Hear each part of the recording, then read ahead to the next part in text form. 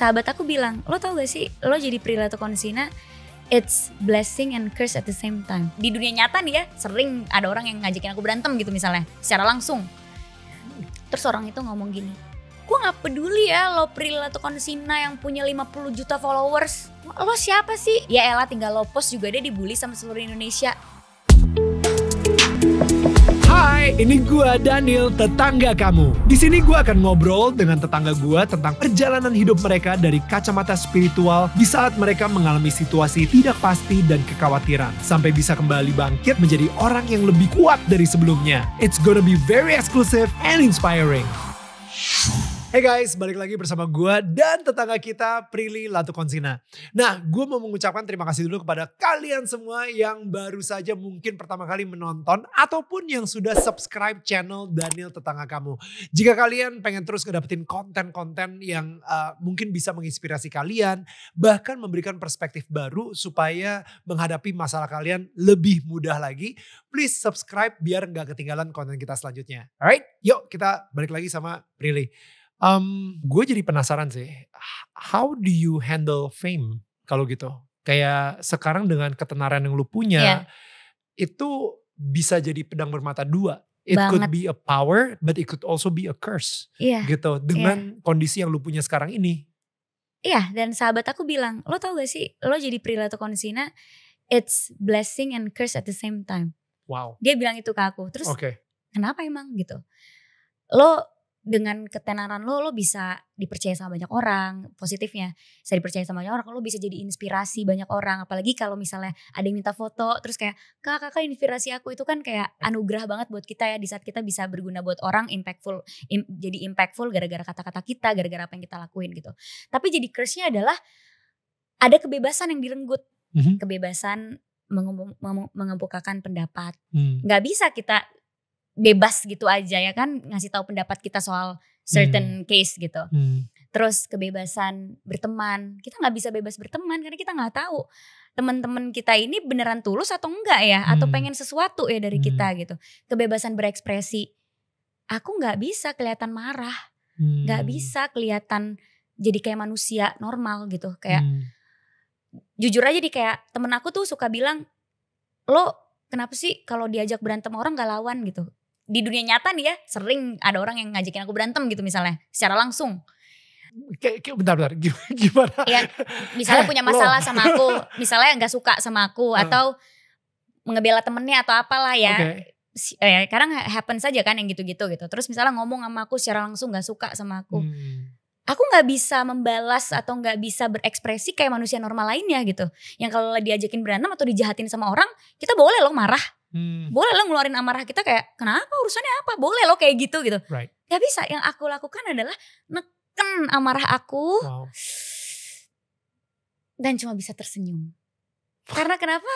Karena aku Prilly Latuconsina gitu loh. Aku gak diizin untuk marah. Nanti kalau aku marah aku direkam, diposting jelek buat aku. Walaupun lu bener ya? Walaupun aku bener, seperti yang aku bilang, siapapun yang bener tuh gak penting di sini gitu kan. Ya yang kelihatan marah lah yang selalu akan salah gitu kan. Terus juga aku public figure, nanti orang akan ngomong, ih kok Prilly kayak gitu ya. Ya jadi posisi aku, ketenaran aku gitu, brand aku sebagai Prilly Latuconsina tuh ya terus juga karena ada kebebasan yang direnggut gitu kan, dari fame yang aku punya gitu. Jadi teman aku tuh suka kayak, kasihan tahu dia tuh gak bisa marah, mau diapain juga. Mau diselak kayak antrian aku gak mungkin bisa kayak ngantri dong mbak, gak mungkin aku bisa gitu. Aku cukup tersenyum aja. Aku pernah diselak antriannya di mall sama mbak-mbak gitu. Aku udah nunggu lama, tiba-tiba dia yang duluan gitu. Temen aku marah banget, kok gak marah sih? Ya terus apakah kalau gue marah gue akan merubah keadaan gitu? Yang ada itu akan buruk buat gue juga. Jadi senyumin aja gitu. Atau misalnya aku datang ke roadshow film gitu ya. Wah aku dicubit, dijenggut gitu. Aku gak bisa ngapa-ngapain. Aku cuma bisa, jangan cubit ya, sakit gitu. Tapi aku gak bisa ngasih unjuk kemarahan aku atau kayak aduh sakit banget, gak bisa kayak gitu. Atau misalnya ada orang yang kayak ngotot mau foto, padahal udah foto, gak ngasih kesempatan buat yang lain. Kalau aku, mbak jangan dong kasih kesempatan buat yang lain. Aku mana bisa kayak gitu. Aku pasti akan kayak iya oke, foto gitu. Jadi ya Solusinya punya asisten yang tatoan dan mukanya serem. Itu solusi. Jadi good cop bad cop ya, exactly. main itu. Selalu. Iya sih. Jadi, tapi di hal yang personal tuh susah loh, nyari pasangan juga susah, nyari temen deket juga susah gitu. Nyari pasangan tuh susahnya adalah misalnya aku pacaran sama yang bukan dunia entertainment gitu misalnya. Itu aku juga kadang ngerasa kasihan sama dia karena mungkin dia gak pengen punya hidup yang kayak aku, tapi pacaran sama aku jadi ke bawah-bawah gitu nantinya. Atau dia harus menghadapi apa yang aku hadapi. Jadinya serba salah deh pokoknya. Jadi sama juga, tatoan sama mukanya serem.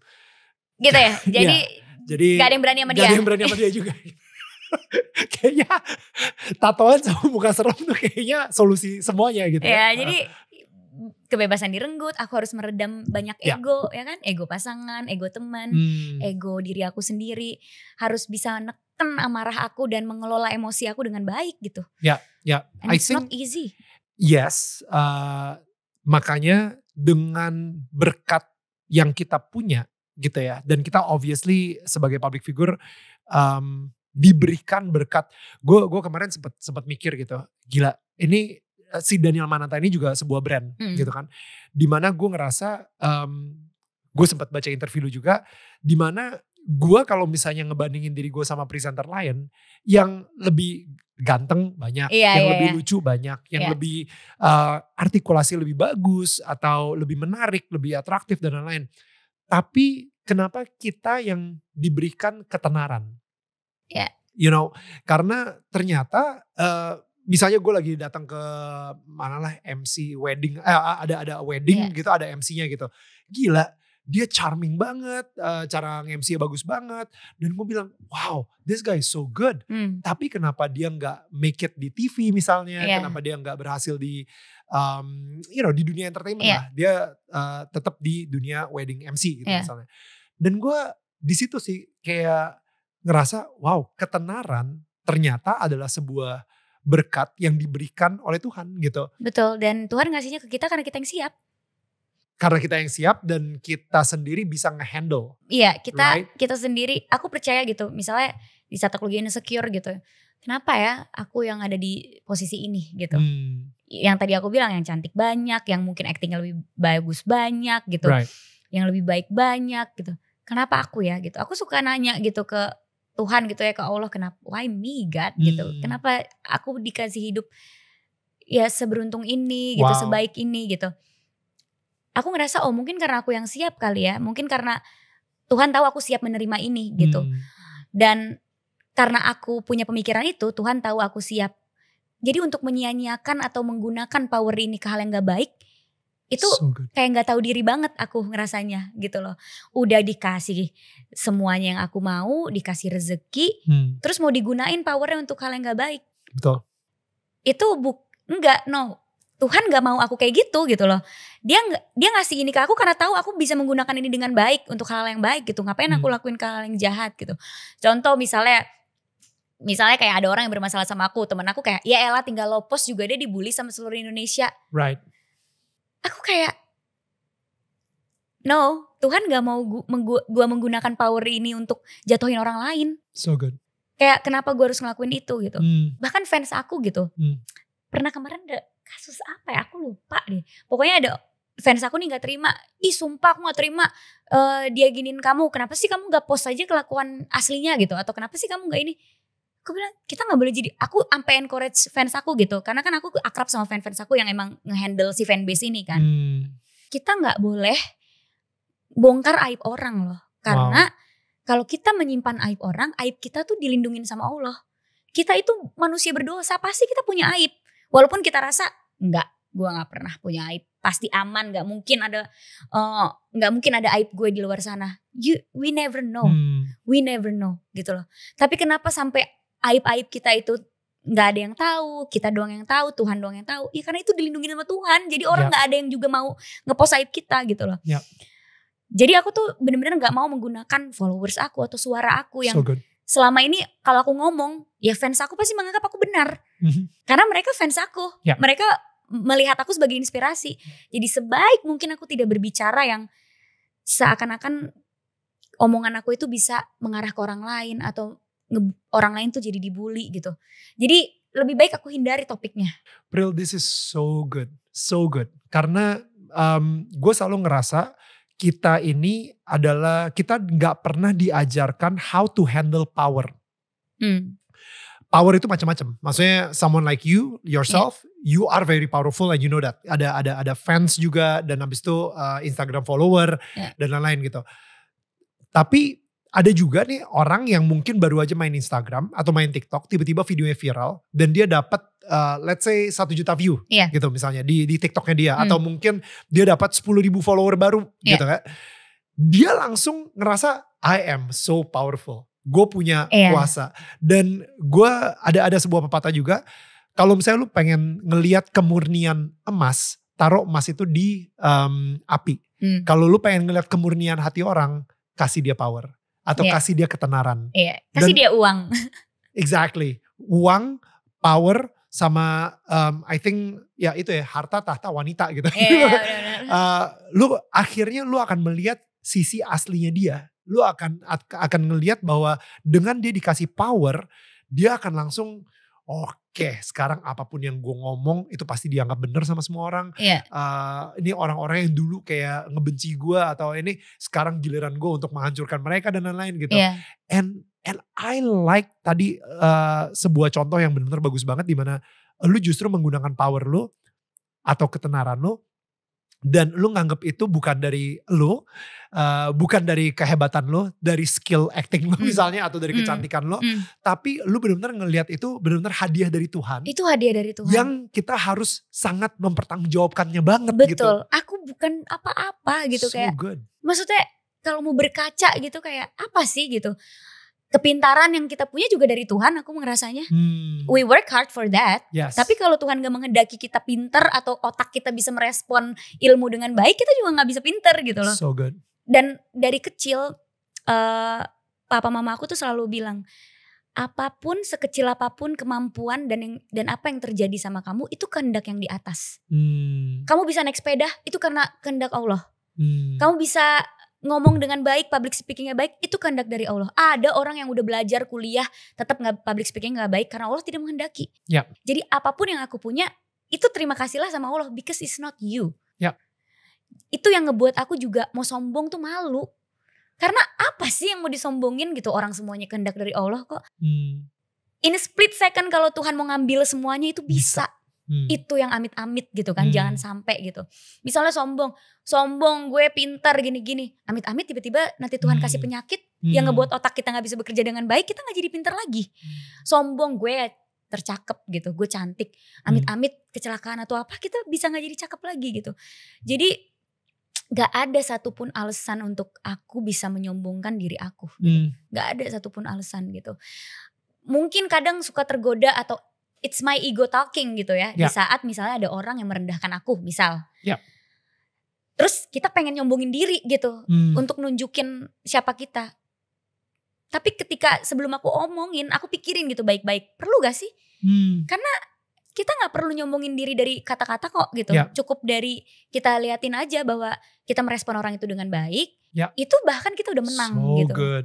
Itu bahkan kita udah menang gitu. Aku pernah gitu Slack sama orang, terus orang itu ngomong gini, gue gak peduli ya lo Pril atau Konsina yang punya 50 juta followers, wah lo siapa sih gini. Wah kalau ego aku yang ngomong, itu pasti aku kayak, ya lo siapa? Pasti aku juga akan gitu. Gue bahkan gak tahu lo udah ngelakuin apa di dunia ini gitu loh. Kalau misalnya ego aku ngomong, aku bisa balikin dia kayak itu gitu. Itu di pikiran sih sebenarnya udah kelewat. Itu di pikiran tuh kayak, wah kesel dong kita digituin. Siapa lo, gue gak peduli lo. Wah kita udah kesel dong digituin. Namanya manusia. Kita bukan malaikat gitu. Kita punya emosi gitu. Di dalam otak aku, kalau aku mau bales, emang lu juga siapa? Emang lu pernah ngelakuin apa sih di dunia ini yang bermanfaat buat orang banyak gitu. Tapi di saat itu aku memilih untuk diam dan tersenyum gitu ya. Karena aku yang kayak, iya mbak, emang aku juga bukan siapa-siapa ya gitu. Temen aku yang lebih emosional dari aku, yang gak terima temennya digituin, kayak lo gila ya, lo gak lawan gitu kan. Kayak Lah tunjukin siapa lo gitu kan, kayak karena gue gak perlu menunjukkan siapa gue untuk orang-orang yang memang udah merendahkan diri gue. Biarkan aja gitu loh, kayak gak perlu kita bales di sebelah situ gitu. Jujur aku malah yang menenangkan orang itu gitu, kayak ya sabar ya mbak, maafin aku kalau aku salah gitu apa segala macam. Di situ aku sudah menang. Walaupun aku tidak menang di hadapan dia atau aku tidak menang di hadapan orang banyak, tapi aku menang di hadapan Tuhan aku. Karena aku bisa jadi orang baik gitu loh. Come on. Mungkin aku gak bisa bikin orang-orang lain tersenyum gitu ya ngelihat tindakan aku. Temen aku marah, aku malah diem. Orang itu ngerasa menang. Tapi at least malaikat nyatet kebaikan gak sih di situ? Itu doang yang aku pikirin. Dan itu kadang-kadang kelihatannya boring, tapi sebenarnya butuh self control yang tinggi banget. Wah itu sih susah banget loh. Karena kan gak ada ya, you know, kayak wah harusnya ini bisa nih makin pecah atau apa. Gila, tapi kayak jadi kayak boring gitu. Tapi sebenarnya itu butuh self control yang tinggi banget. Dan gue ngeliat ya kayak tadi pas lo ceritain seperti itu, emang bener. Maksudnya di pikiran kita terpikirkan untuk ngomongin tak ini pasti bakal kita menang di kita sini. Menang nih gini segala. Tapi yang menentukan kita ini orang yang mempunyai hati yang lebih besar atau jiwa yang lebih besar adalah bagaimana kita merespon, bukan bereaksi. Ya kan, kalau misalnya reaksi ada, anggap aja deh anjing lo ambil makanannya ya dia gigit gigit lo, itu reaksi gitu langsung terpoint. Anjingnya gak akan mikir dulu, wait kenapa dia ngambil makanan gue, apakah gue tadi berbuat salah, kok gue jadi insecure gini. Anjingnya gak akan mikir gitu karena binatang emang gak punya naluri tersebut. Betul. Gitu. Nah akhirnya kalau kita sebagai manusia, kita justru mempunyai skill untuk ngerespon. Ada momen dimana something terjadi sama kita dan kita punya beberapa choice. Gue harus ngerespon apa ya setelah ini. Dan tadi respon lo itu udah gila di atas rata-rata sih. Dan orang akhirnya untuk misalnya sahabat aku gitu ya, gila lo fake banget sih gitu. Karena lo bisa tetap baik sama dia gitu. Padahal kan lo sebenarnya perasaan lo gak baik sama dia. Kenapa lo tetap baik? Itu bukan fake, sorry. Itu adalah kemampuan kita untuk mengelola emosi. So good. Gak semua orang harus tahu apa yang kita rasakan gitu. Gak semua orang harus tahu perasaan asli kita. Tapi berbuat baik, merespon orang dengan baik, itu menurut aku wajib. Wow. Jadi kayak, iya aku tahu dia udah ngomongin aku misalnya di circle-circle lain. Tapi pas dia ada, aku tetap kayak, hai sayang. Wow. Aku tapi orang yang mungkin gak paham akan, gila fake banget Prilly. Tapi kalau aku jelasin lebih dalam lagi, apa gunanya aku tiba-tiba judesin dia atau apa gitu. Satu-satunya respon yang aku lakukan di saat aku tidak mampu untuk begitu, misalnya aduh gue udah gak mampu untuk gue pengen julitin dia. Iya gue udah gak mampu untuk terlihat baik-baik aja gitu. Karena aku juga gak mampu untuk judes atau apa, aku juga gak mampu di sebelah situ. Tapi aku juga gak mampu untuk terlihat baik-baik aja. Gimana ya gitu, gimana caranya?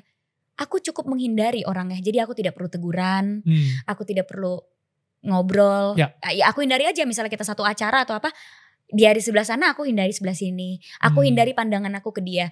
Itu satu-satunya yang paling bisa aku lakuin gitu untuk menghindari si orang itu gitu.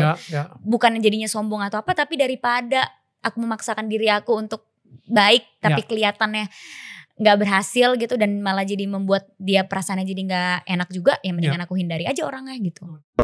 Papa mama aku gak pernah meriksa rapot. Jadi gak pernah sama sekali aku diperiksa rapotnya. Gak pernah aku dimingin-mingin hadiah kalau nilai bagus. Gak pernah gitu orang tua aku kayak, kamu jangan have sex ya, nanti kamu gini. Aku gak tahu gimana caranya orang tua aku ngedidik aku. Gila takut. Udah yang takut duluan gitu. Gila papa kalau ngamuk gimana ya gitu. Karena papa aku emang jarang marah, tapi sekali marah ya serem juga gitu kan.